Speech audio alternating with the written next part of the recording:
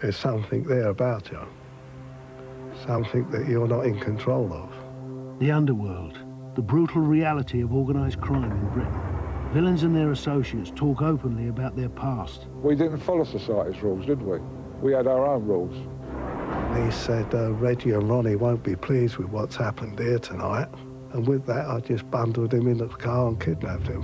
Was he injured at all? Of course he was injured. They overpowered me. He really got what he deserved. Things happen, people get hurt, people die. The story of professional crime during the last 50 years. The Underworld.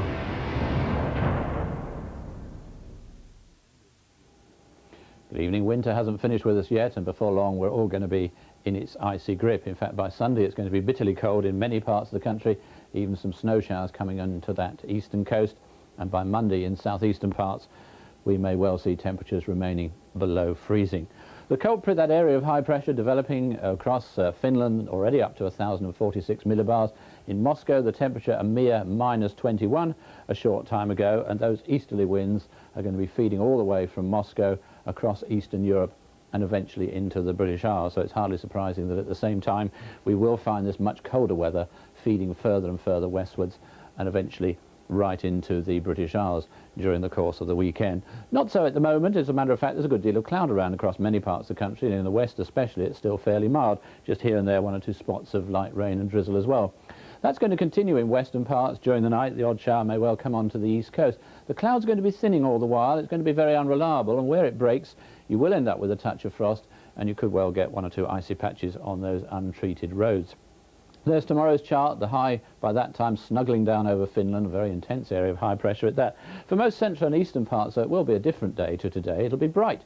There'll be some sunshine, but there will be one or two showers around, and those showers could well be turning wintry along that easternmost part during the course of the day. In the far west, more in the way of cloud, again just one or two spits and spots of rain and drizzle here and there. Some heavier rain showing up in the far northwest of Scotland, probably late on in the day. At the same time, in parts of the southwest and West Wales, it may well begin to brighten up. It is going to be windy tomorrow, particularly so in these northwestern areas, and all the while these biting easterly winds picking up across the rest of the country.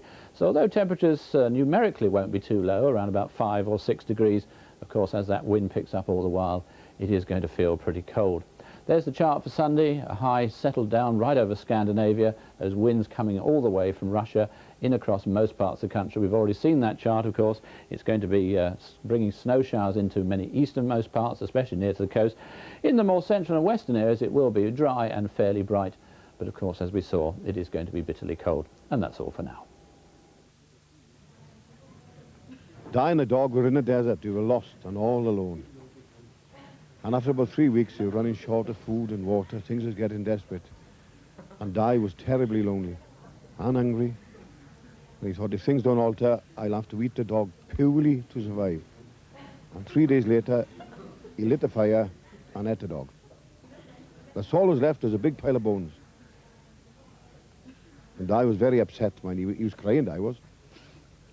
And he was saying to himself, that dog would have enjoyed those bones if he was here now.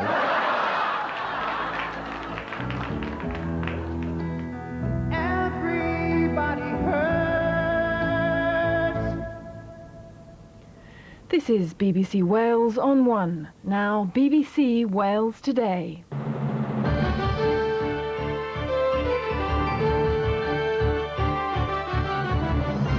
Lyme Bay inspector admits his own outdoor pursuit centre failed safety inspections.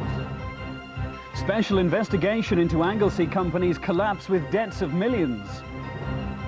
And cat concern, vet warns feline AIDS is sweeping Wales.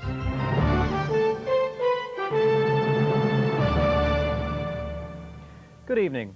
The man who inspected the Lyme Bay Activity Centre just months before 4 teenagers died in a canoeing tragedy last year has admitted his own Welsh outdoor activity centre has failed safety inspections.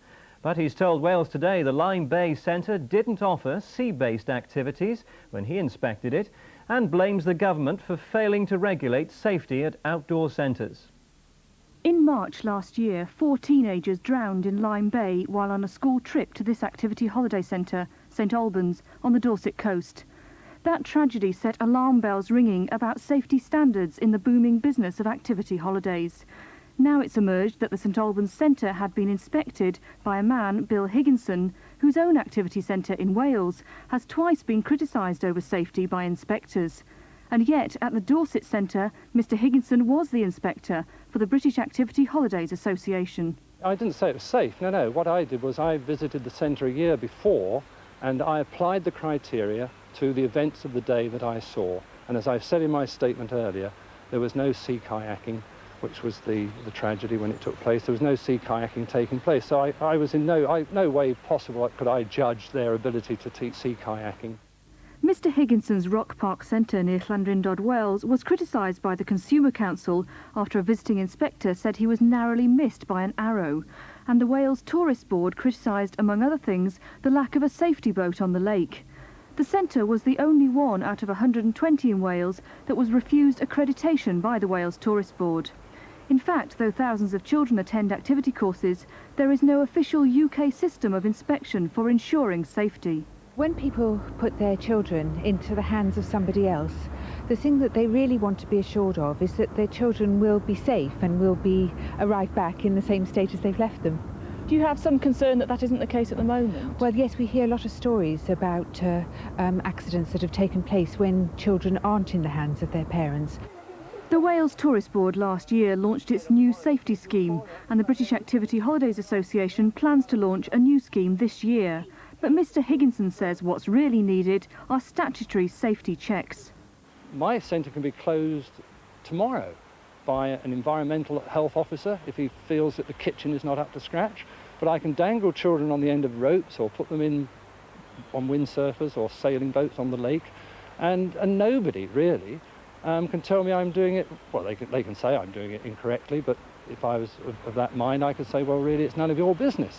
But I can't if there's say for instance, one rat running across my kitchen floor. My kitchen is closed and I can't operate. Mr Higginson says he's now written to the Secretary of State for Education, John Patton, calling for the government to take action. An investigation by Wales Today into the affairs of the Anglesey-based company Foster Davis Contractors can now reveal an extraordinary chain of events which led to the company's collapse. The construction company has been in receivership since last month and leaves debts of an estimated £2 million. Over 100 creditors are involved. Most of them are meeting tonight in an unprecedented move to form an action committee to discover where the money has gone. This report from Rachel Garside. For the first time from his home in Bangor, Marion Davis of Foster Davis Contractors has decided to talk, to defend his part in the fall of his company. They traded from this site on Anglesey, from where the trail of destruction begins. In my own defence, the only thing I can say that I, as an individual, have lost far more than any of the creditors. I've lost a company that I built up with my partner over a period of 10 years, and we were well respected. The quality of the work was good, and I've lost all that. This is the home of the other partner, Alan Foster. Mr Foster would not speak to us on camera, but in a brief written statement he refutes recent media reports about the company's collapse. But Foster Davis has left dozens of casualties. Gareth Jones is one of at least 100 local business people, all owed money by Foster Davis. His company, Menai Electrical, had worked with Foster Davis for 10 years. He met with both partners as late as November last year. Originally in September they said that we would be paid by the end of November for all contracts, but then they said that we'd be paid by the end of December, and that they weren't in any financial difficulties. It's just that they were refinancing and restructuring the company. Did you get any of that money back then? Nothing at all. And how much does your debt stand at now? Well, it's approximately £100,000. They owe you now £100,000? Yes, they do. Against the odds, Menai Electrical is managing to survive, but Foster Davis leaves a chain of despair. The company was formed in 1984 and traded from the Gairwen Industrial Estate on Anglesey. Initially, they enjoyed considerable success. Their accounts for 1992 show annual turnover up from £5.6 million to £6.7 million. Pre-tax profit £150,000. Directors' pay over £100,000 that year and assets of over £2 million. The company was pronounced healthy. In September last year, they secured a contract worth an estimated £1.7 million to build halls of residence at University College, Bangor. But at the same time, the creditors were already beginning to demand payment. And just 3 months later, the company is insolvent with debts of an estimated £2 million. I myself don't believe that that is correct, although I haven't got the correct figures. But we've spoken to creditors, and if we put the debts we've seen together, it's well over £1 million. Well, I can only take your word for that. At the same time as debts were mounting, in September new directors were appointed, all based in London. These directors had already formed 3 new companies in July last year: Foster Davis Plant, Foster Davis Investment and Green Skips Holdings. A new debenture, the technical term for a loan, was issued by a company called Derncross Limited, also in September. This office in London became the new address of Foster Davis Contractors, from where the Anglesey-based company was effectively controlled. Back in North Wales, Marion Davies saw control slipping out of his grasp to the London companies. He also blames mounting pressure from the creditors for the company's wind-up. The pressure from the creditors eventually forced the winding up. Otherwise, I think that the assets of the company would have seen, and the book debts at the time we would have been able to turn the corner. We also tried to contact Alan Foster at his office, but he has told us that he does not wish to add to his partner's comments. Mr. Foster and his wife would like it known that insinuations made by the media recently are totally unfounded. He wouldn't comment as to what those allegations were. Many people in North Wales feel the name of Foster Davis Contractors is now mud. This is a list of creditors who have already come forward to be counted. Apart from the obvious heartache, the blow to the North Wales economy is devastating. Pat Blackburn is one of the leading figures in the effort to form an action committee. Her fencing company is owed £20,000. There have been a lot of very big contracts with an awful lot of public money, and we'd like to know where it's gone, because it hasn't come back to the subcontractors. Pam Rowe is a local licensed insolvency practitioner. She confirms that forming an action committee is an unprecedented move for creditors, but together they could have an impact to change the law to protect the subcontractors. I believe that this is a very important matter which should be lobbied through the correct channels, and I believe this action committee will have the strength and the presence of mind to do that, and hopefully will help prevent this sort of thing happening to creditors in the future.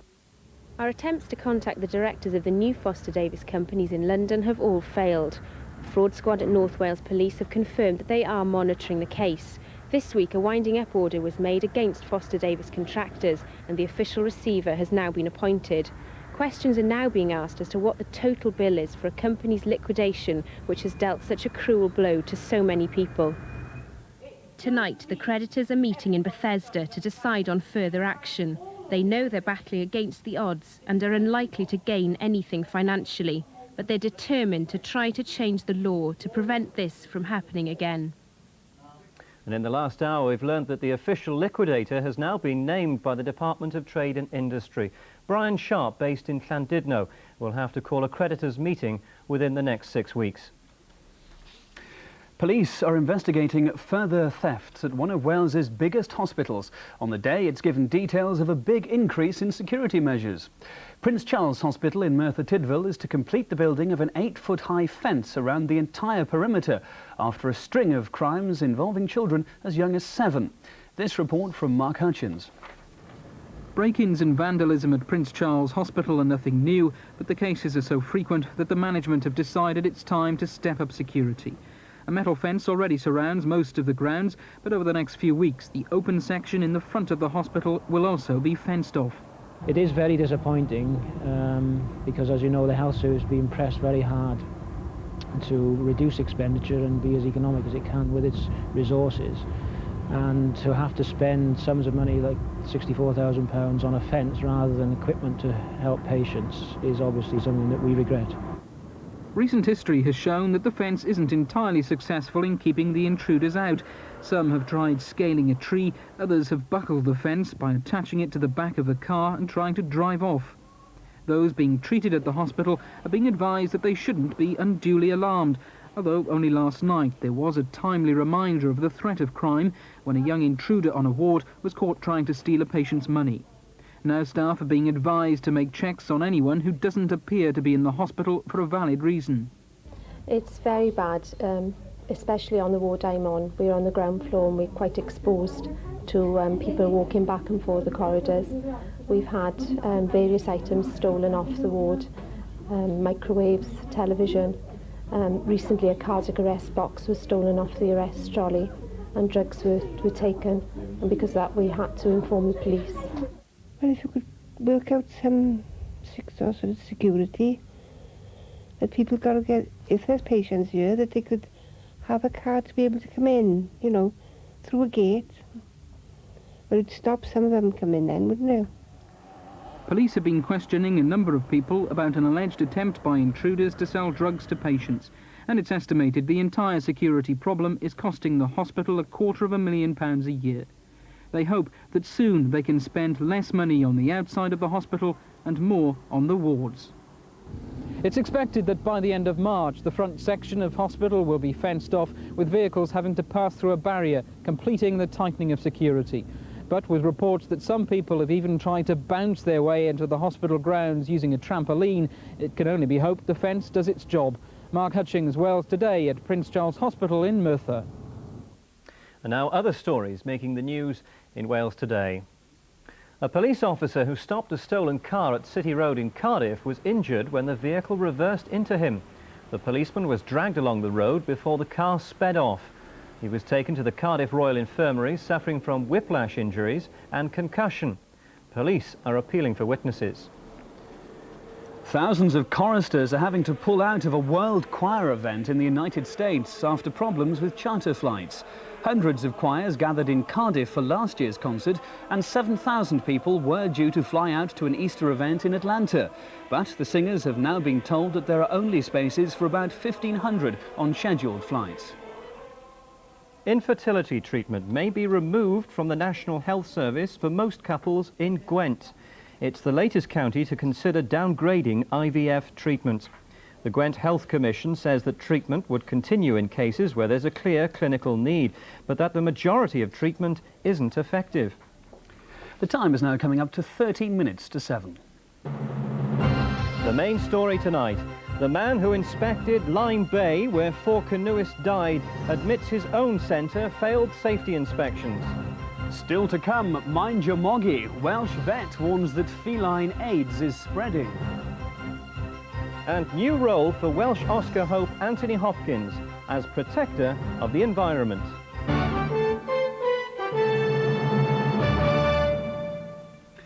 A senior Welsh vet is warning that an incurable virus which causes AIDS in cats is sweeping Wales. Julian Hudson, who works in Swansea, says that within 10 years, the feline immunodeficiency virus, or FIV, could decimate the cat population unless a vaccine or cure can be found. The RSPCA say all owners of male cats should have their pets neutered. Come on, Eve. Coming down? David Cowan's pet cat Eve is FIV positive, and he knows it's only a matter of time before she dies of cat AIDS. It's his second brush with the disease. His other cat Sheila died of cat AIDS 2 months ago. Well, it's pretty awful really, because it's like any friend that you have, you don't see them go. And obviously though, when a cat appears ill as Sheila was, I mean, she lost use of her back legs eventually and was dragging them around, so obviously it was time to do something. We unfortunately had to put her down. Swansea vet Julian Hudson has noticed a steady increase in the numbers of cats being brought to him with feline AIDS. Official figures reveal that 1 in 7 cats which are ill now have the FIV virus, and perhaps more worrying, 1 in 20 healthy cats are now thought to be carriers. Like the human HIV virus, FIV is incurable. I don't want to sort of be a prophet of doom, but if things carry on as they are, I think in about 10 years' time, comparisons with Dutch elm disease might be made. I think things are as serious as that. Certainly a high proportion of cats, I think, will be wiped out. The disease cannot be transferred to humans, but is passed between cats through sexual contact and biting. The prospect of the virus spreading through the cat population seriously worries animal welfare groups. There is no vaccine, there is no cure. We would hope that there will be shortly. Having said that, the advice must be, for the time being, neuter your cats. If you've got a cat, neuter it, particularly if it's a tomcat. Tomcats fight, bite wounds can spread disease, and also, importantly, keep your cat in good physical condition. A cat in good health is far less likely to contract any disease. At this stage, the RSPCA nationally is opposed to a mass publicity campaign about the threat posed by the FIV virus. That view, though, is now increasingly being challenged by vets, who are worried about the prospect of the virus spreading virtually unchecked through the nation's cat population. The former Labour leader Neil Kinnock has launched a fierce attack on those in the party, including his former shadow cabinet colleague Brian Gould, who claim full employment is possible with the right economic policies. Interviewed on BBC Wales' Welsh lobby programme tonight, Mr Kinnock says full employment is a pipe dream. Until he announced his departure from politics this week, Brian Gould headed a faction in the Labour Party pressing the leadership to put full employment top of the agenda. In his first extended interview since Mr Gould's announcement, the former Labour leader scorns that point of view. And anybody who thinks that we can somehow restore the kind of unemployment levels we had in the 1950s by some pulling of a lever is simply not living in the real world. Well, I'll tell you this, the unemployed don't believe that. Well, the unemployed want unemployment rightly reduced. They want it done by realistic and effective policies. That Labour will do, but not pipe dreams about getting unemployment back to 250,000 as it was in the 1950s.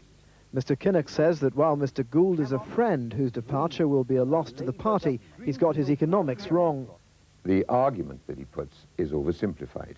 There is not an alternative between Thatcherite monetarism and total opposites of 1950s Keynesianism. That's not where we're at, and Brian knows it very well.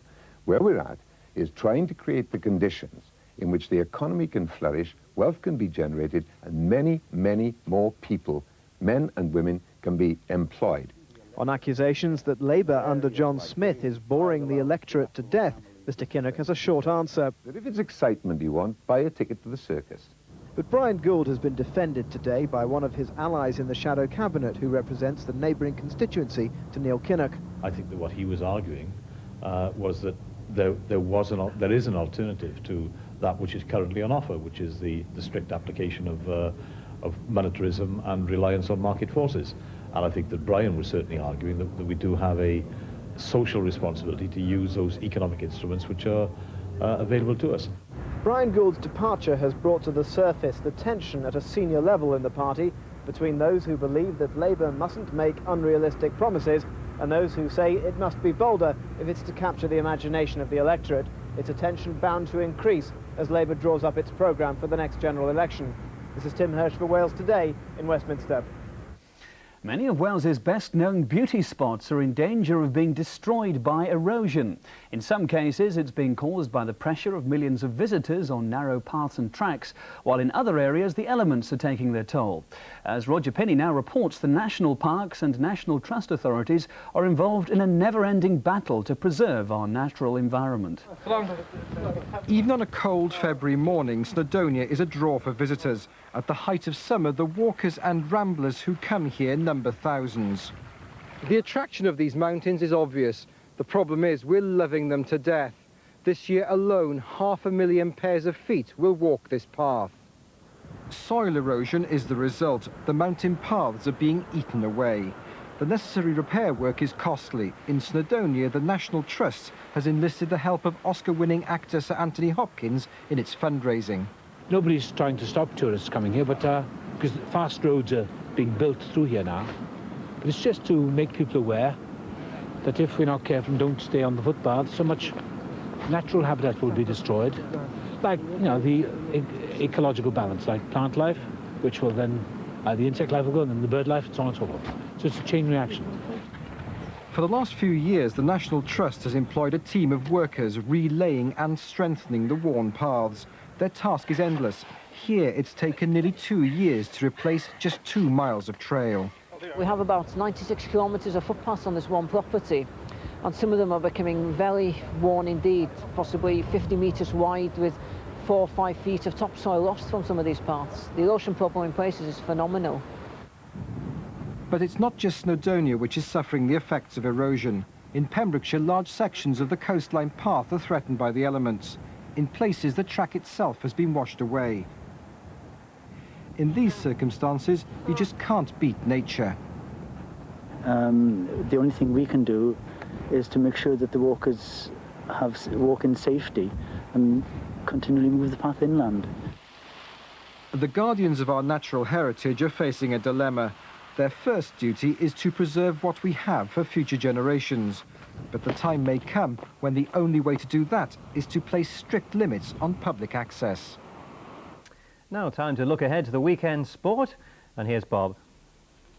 Well, Tim, in this time of rugby internationals and soccer cups, this weekend is one of the lulls between the storms. In rugby, we're still waiting on the fitness of Ian Evans and Nigel Davis, while in soccer, it's back to the business of the league for 2 teams remarkably still in with a chance of reaching those twin towers of Wembley. With Cardiff City now an attractive 60-1 for the FA Cup, most likely with the way things are going after an exciting, high-scoring final against underdogs Kidderminster Harriers, the fact that great rivals Swansea City are even closer to a Wembley appearance hasn't quite had the recognition it deserves. Thanks to their win over Leyton Orient, they're now nearer to the Twin Towers than they've been at any time since 1964, when they lost an FA Cup semi-final against Preston. Success over 2 games against 3rd Division Wycombe Wanderers would make them the South's Wembley representatives in the final of the Autoglass Trophy. Never played, I mean, but we've got a lot of work to do before we get there. So, you know, we just got to keep our fingers crossed and hope the results go with us. I've never been in this far in any cup in my life, so come to a 2nd Division club and all of a sudden I'm off to Wembley and all the rest of it, so yeah, it's pretty good. And the promising Rush, on loan from West Ham, has now committed himself to another month at Swansea, while one of Wales's most promising young players could be on the verge of pastures new. Pastures that include players like Peter Beardsley. Next week, Jason Bowen begins a trial with Newcastle. They've got great players there, Beardsley's, Cole there, Clark there. They've got different class players up there, and it'd be nice to go and train with them for a few days. Exciting times these then on the soccer field, but tomorrow for Swansea, it's back to trying to run rings around Bournemouth in the league. Well, a little later on in Swansea this evening, we've got the second of 2 internationals in a week. 2 internationals where, for the Welsh team, it's something of a learning curve against one of the top countries in the world. It was hands across a continent, Russia to Wales, in the world of table tennis at Wrexham this week, as players and coaches from the ornately named Nizhny Novgorod School of Olympic Reserve dropped in to pass on a few tips to those up and coming in the sport in Wales. We hope, first of all, to get to practice with these Russian players, because they're very, very good players, so players can hopefully improve when they play against them. And we hope to learn something from these top coaches that we can pass over to our own coaches here in Wales. And ping-pong was never like this, as Welsh number 2 Steve Gill illustrated when he saw off one Russian to become Wales's only winner on the night.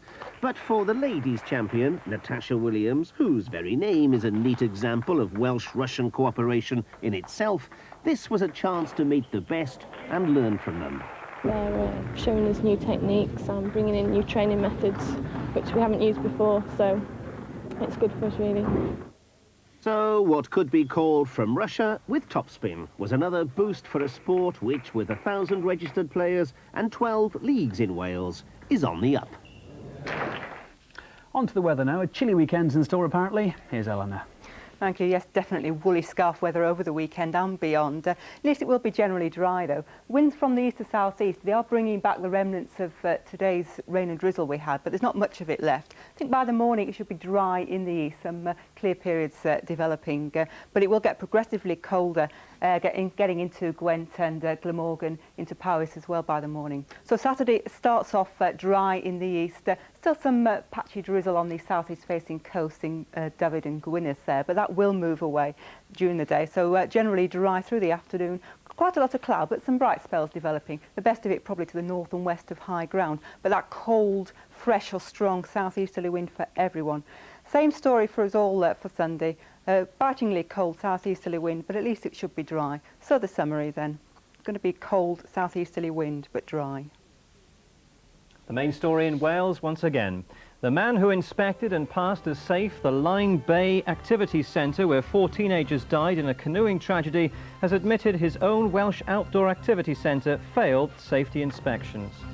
That's just about it from Wales Today for this week. Join us again on Monday. Good night.